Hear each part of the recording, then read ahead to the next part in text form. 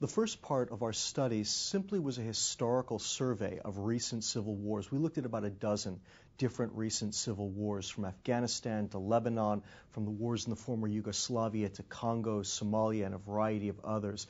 And we simply looked at how civil wars can affect neighboring states. And unfortunately, what we found is not terribly encouraging.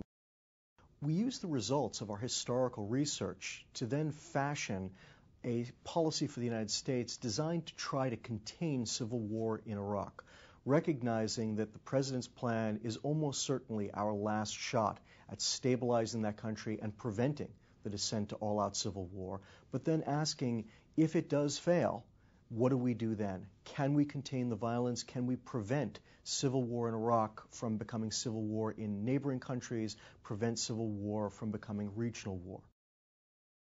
Civil wars have a very bad habit of spreading, of one civil war causing a civil war in neighboring states, the way that the civil war in Rwanda caused civil war in Congo, but also of civil wars growing into larger regional wars, so that the Lebanese civil war grew into a larger regional war pitting Syria against Israel.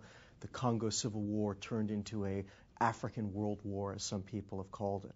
And unfortunately, we're already in Iraq seeing the manifestations of that. There are already domestic disturbances in many of the neighboring states around Iraq. And what's more, all of Iraq's neighbors are now deeply involved supporting different proxy groups inside of Iraq, which is the typical first step before large-scale intervention, before turning a civil war into a regional war. The history of these kind of all-out civil wars is typically so awful that there's going to be a very strong impetus on the part of many Americans to simply get out of Iraq as quickly as we can and forget about it. And I certainly share that impetus. The problem is that when you start looking at the history and you start to recognize the importance of Iraq in the world and its role in the Persian Gulf, which is economically vital to the entire world because of its oil production, simply withdrawing from Iraq really doesn't look like a great option. There are a lot of problems associated with it, and in particular, the great threat is that if the United States simply abandons Iraq, we will see not only Iraq implode, but take down the rest of the Persian Gulf with it, or key elements of the Persian Gulf with it, which could be absolutely catastrophic to American interests.